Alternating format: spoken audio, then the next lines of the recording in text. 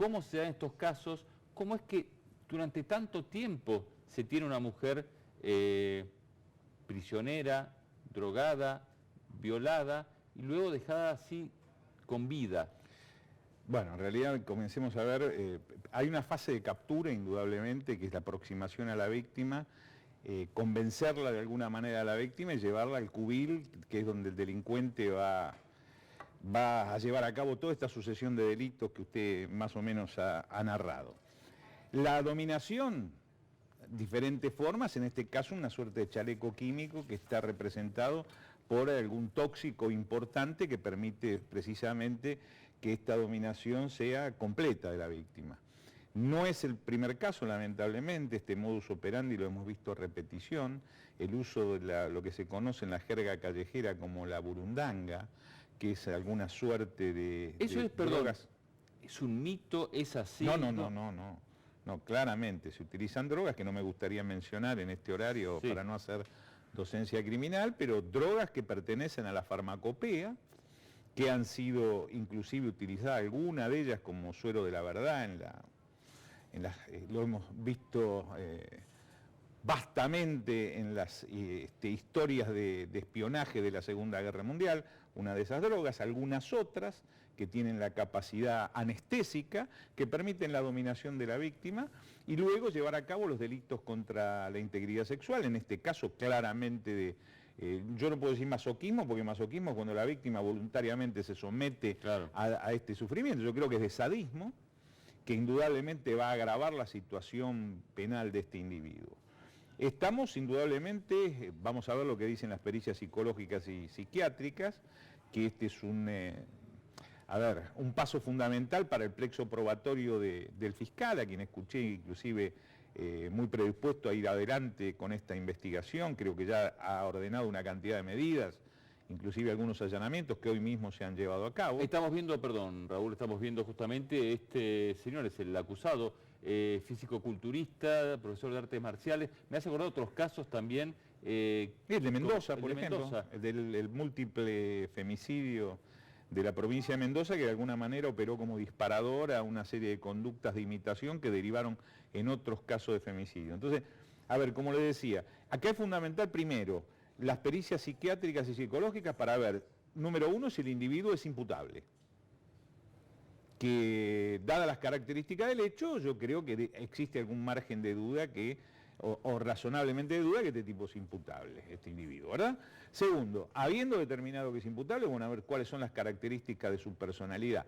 Pareciera, pero yo no me quiero aventurar, porque para eso debe ser periciado este individuo, pero pareciera que con toda claridad, por lo menos rasgos de perversión, han quedado hartamente evidenciados. Hoy, ¿no? Cuando un equipo de crónica estaba allí en La Plata, en el lugar del hecho, en la casa, los vecinos no querían hablar. ¿Por qué? Porque decían, era una persona muy violenta, que tuvo ya muchos hechos de violencia en el barrio, y además decían que tiene amigos también violentos y que estaban dando, decían al menos los vecinos, que estaban dando vueltas por el barrio, quizá para ver también quién hablaba, quién no hablaba, si estaba la policía, si había muchos medios. O sea, ya tenía antecedentes de violencia en el barrio. Bueno, a ver, número uno, ya ha trascendido que ha tenido con su pareja, su mujer, ha tenido una denuncia precisamente por actos de violencia de género, lo que ya marca una característica en la historia de este individuo. Habrá que ver que los peritos psicólogos y psiquiatras exploren mucho más allá en esa historia.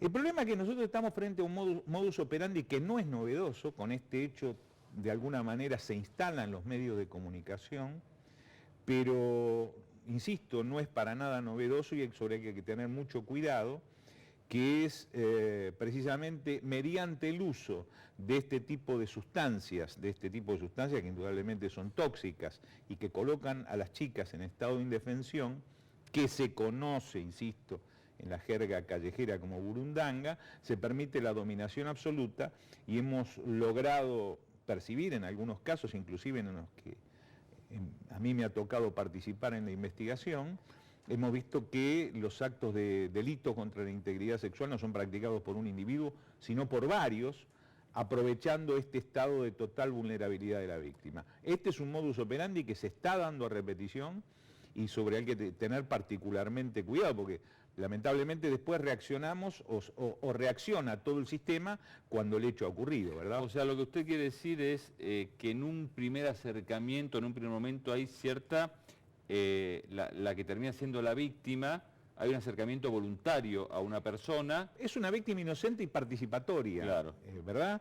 Que a lo mejor es una niña, una chica joven que sale con un individuo por el que puede sentir atracción o no. Las relaciones humanas, de la empatía cotidiana que tenemos todos entre nosotros. Luego se aprovecha esta situación, se lleva a la víctima a un lugar determinado, que nosotros lo llamamos cubil, porque es prácticamente dónde se va a practicar o dónde se van a practicar esta concatenación de delitos o esta secuencia de delitos que van desde las lesiones graves o inclusive que pueden ser gravísimas hasta los delitos contra la integridad sexual. Y una vez que la víctima se encuentra dominada, si se me permite el término, por el consumo de este tipo de sustancias, ya son varios individuos los que participan de esta suerte de delito, ¿verdad?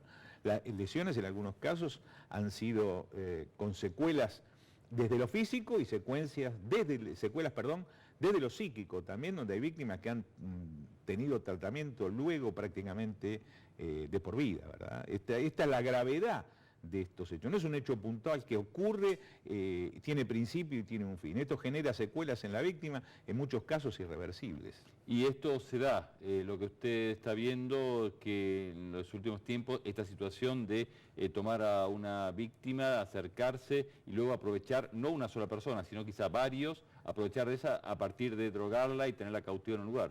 Claramente, hablo de casos ocurridos en la República Argentina, pero creo que el mejor ejemplo que tenemos es el de las chicas mendocinas en Montañita. En Montañitas, en Ecuador. En Ecuador. Nosotros hemos tenido contacto inclusive con el personal de la policía ecuatoriana afectado a la investigación, donde funcionó este modus operandi, y ya vea que originalmente eran 2 individuos los imputados por los homicidios y el delito contra la integridad sexual seguido de muerte, seguido de homicidio de las chicas. Ahora apareció un tercer ADN y donde la policía ecuatoriana, entiendo, y el fiscal de la causa, creo que en el día de ayer han procedido a detener a detener a una persona más y a demorar a otra, que es hermano de la primera, como vinculados al hecho. O sea, este modus operandi que se dio y que ha tomado trascendencia en Mendoza lo venimos teniendo repetición acá en la República Argentina en muchísimos casos, ¿verdad?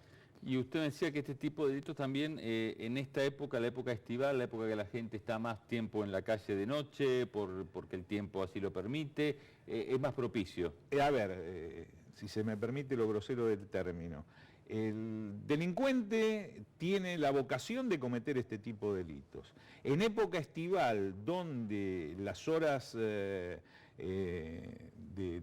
iluminación se estiran, la gente permanece mucho más tiempo en la vía pública, inclusive la época estival por las temperaturas, hace que en la nocturnidad, muchas veces en la soledad, exista para él, para el criminal, una mayor oferta de víctimas, hacen que este tipo de delitos tenga crecimiento en general con relación a los periodos invernales donde, se evita la soledad, la nocturnidad, la falta de iluminación, que también son cuestiones que hacen a la seguridad pública. No es solamente la seguridad pública la presencia de las fuerzas, por cierto, tiene que ver con todas estas circunstancias, ¿no? Usted mencionaba algo también, lo charlamos fuera de cámara, que tiene que ver con los peligros o cómo tratar estos temas en los medios.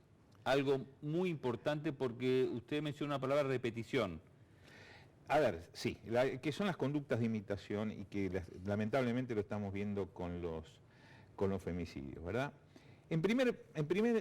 Lo primero que tenemos que concientizarnos en nuestra sociedad es que nosotros los casos de femicidio, o este mismo que se nos está ofreciendo hoy, no lo vemos como un hecho que afecte directamente a la seguridad pública. ¿A qué me refiero con esto? Si aquí en la esquina de este canal hubiera en alguno de los bares que hay, por cierto, aquí en esta zona tan céntrica, ocurriese un hecho donde 4 individuos ingresan a mano armada, con armas cortas y largas, y roban a todos los parroquianos, los asaltan. ¿Es un hecho que compromete a la seguridad pública? Seguro que sí, en una zona tan populosa y tan céntrica como esta, ¿verdad? Y seguramente va a comprometer a las fuerzas de seguridad, al comisario de la jurisdicción, a reanalizar el mapa del delito de la zona y a ver la vulnerabilidad que se tiene ante un hecho tan grave como que varios individuos portando armas cortas y largas practiquen un robo. Ahora yo le hago una pregunta. Si en ese mismo bar, el dueño del bar, el propietario del bar, matase a la mujer de 25 puñaladas, ¿tenemos la misma sensación de inseguridad pública? Yo le pregunto. Ya. No, lo llamamos un delito intramuros, puertas adentro, imprevenible, impredecible. Por eso yo traigo un ejemplo, que a lo mejor no es feliz en alguna circunstancia, que es el caso de la tolerancia cero en Nueva York, que yo me ocupé de estudiar porque la doy en mis clases de criminología en la universidad. No es que uno aplauda la instrumentación de la política de tolerancia cero, pero pongo como ejemplo esto que yo le quiero decir. Rudolph Giuliani, cuyo nombre está siendo mencionado por estos días por ser un hombre muy cercano del Partido Republicano y muy cercano al presidente electo, claro, a Donald Trump, que había trascendido que podía ser secretario de Estado, ahora parece que va a ser el Procurador General de los Estados Unidos, del que le recuerdo, depende del FBI, por ejemplo, que es una de las fuerzas de investigación, o probablemente la fuerza de investigación más importante que tiene los Estados Unidos. Cuando fue alcalde de Nueva York, dedicó tanto esfuerzo en material, medios y económicos a prevenir e investigar, y logrando éxitos en este sentido, lo que él llamó el ciclo de violencia doméstica como la narcocriminalidad. ¿Por qué? Porque entendió que la violencia doméstica, llamémosla violencia de género, llamémosla violencia familiar, no importa cómo lo llamemos exactamente, o violencia aún contra la mujer específicamente, es un problema de seguridad pública. Eso es lo que dijo Giuliani, a través de quien fue el operador de esta política de tolerancia cero, que fue el señor Howard Safir, el comisionado de policía de Nueva York. ¿Cómo lo instrumentaron? Dedicando muchísimo esfuerzo a la prevención.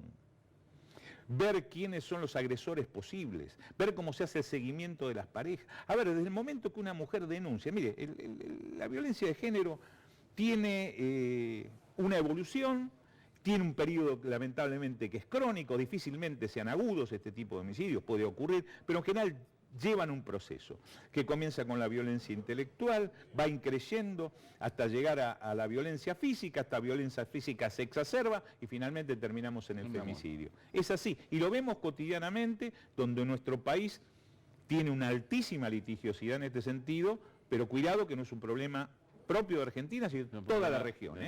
De toda la región. Vamos a ver ahora, lo invito a ver un hecho que acaba de ocurrir en Liniers, con también unos delincuentes, una persecución muy extensa, 3 cuadras a contramano, un delincuente. Vamos a verlo. Lisandro de la Torre al 100, estamos en